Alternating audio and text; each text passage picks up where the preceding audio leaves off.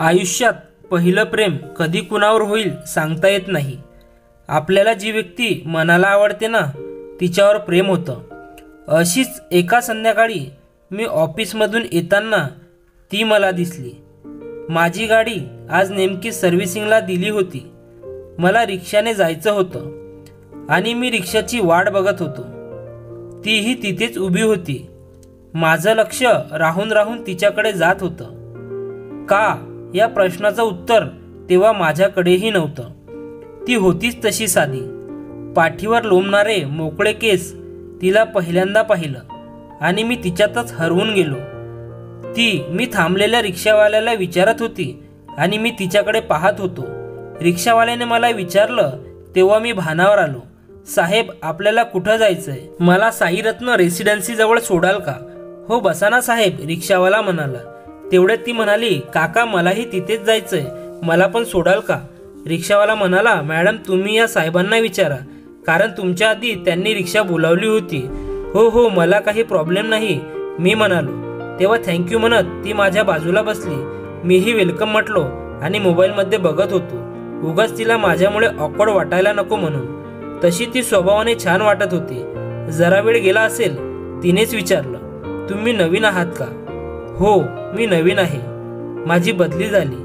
तसे आई वडील आधीपासून राहतात। या सोसायटीत आमचा स्वतःचा फ्लॅट आहे। आणि तुम्ही? मी तिला विचारलं। मी खूप वर्षापासून राहते। इकडच्या तिकडच्या गप्पांमध्ये त्यांची सोसायटी आली कधी त्यांना कळलं नाही। तिला घाई असावी। ती थँक्यू पुन्हा म्हणून पटकन चालत निघून गेली। मी मात्र तिच्याकडेच पाहत राहिलो। आज घरी आल्यावर आईला सार्थक आनंदी दिसत होता। खूप वर्षानंतर त्याच्या चेहऱ्यावरचं हे तेज त्या बघत होत्या। त्याचे बाबा गेल्यानंतर सगळं घरदार, सगळी जबाबदारी त्याने उचलली। सगळं छान सुरू होतं। एकच त्याच्या आईला कळत नव्हतं, त्या सार्थकचं लग्नाचं वय झालं म्हणून मुली शोधायच्या, नातेवाईकांकडे चौकशी करायच्या, पण काही उपयोग नव्हता। त्यांचे कष्ट वाया जायचे, कारण सार्थक म्हणायचा, ए आई ग, मला नाही लग्न करायचं।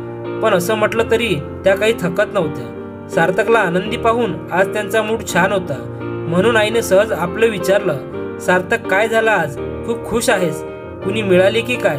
हे तुला ग कसं माहिती कुणी भेटली म्हणून? सार्थक, अरे मी तुझी आई आहे बाळा, मला सगळं कळतं। सार्थक म्हणाला, हो ग आई, मला आज माझ्या स्टॉपच्या पुढे मी आज रिक्षासाठी थांबलो होतो, तिथे एक मुलगी दिसली।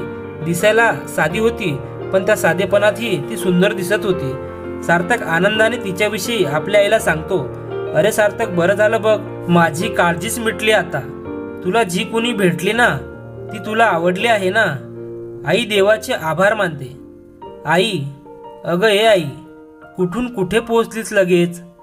अगं मी फक्त तिच्याशी एकदा बोललो, आम्हाला अजून एकमेकांविषयी काही माहिती नाही, परत भेटू की नाही हेही माहिती नाही, आणि तू लागली लगेच लग्नाची स्वप्न बघायला।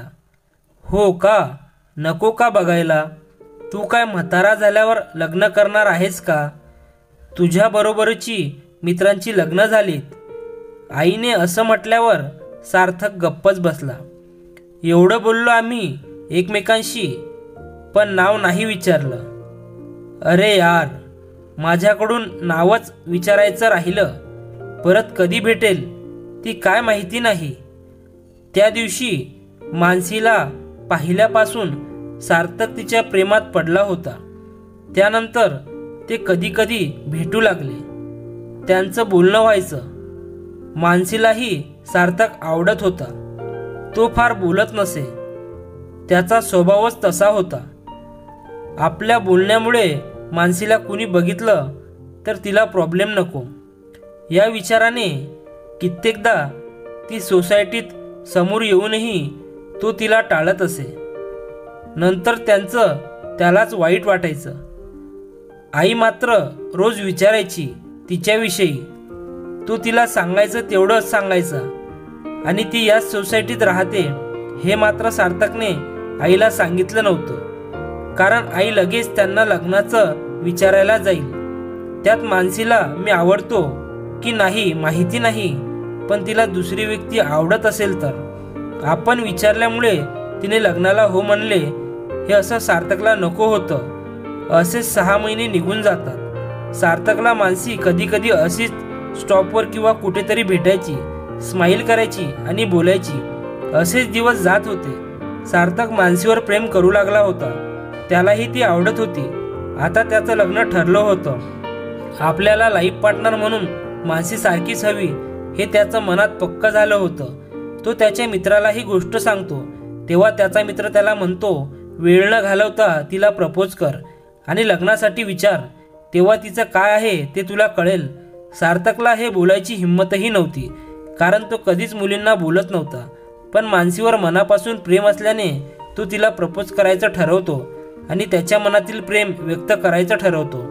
अशीच एका संध्याकाळी तो ऑफिसमधून सुटल्यावर मानसी त्याला भेटली. ती खूप बिझी दिसत होती. तिनेच त्याला थांबवलं.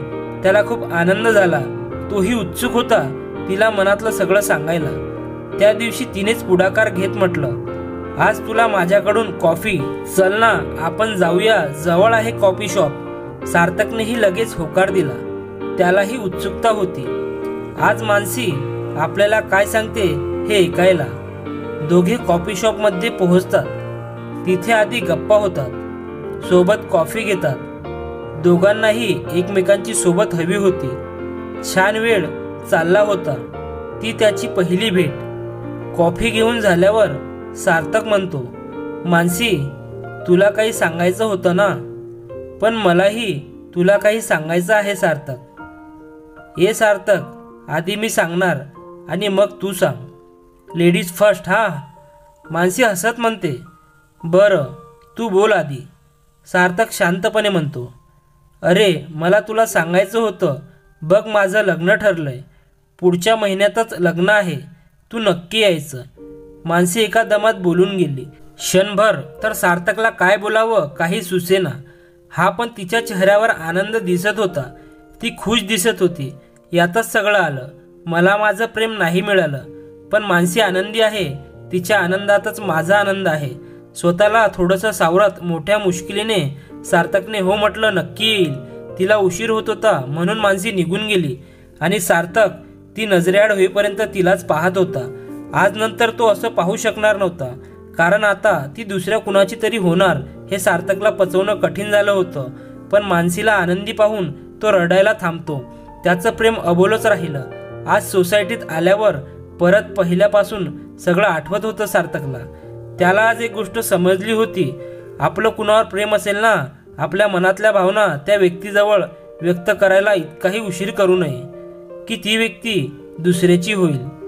फ्रेंड्स, व्हिडिओ आवडल्यास चॅनलला नक्की सबस्क्राईब करा. धन्यवाद.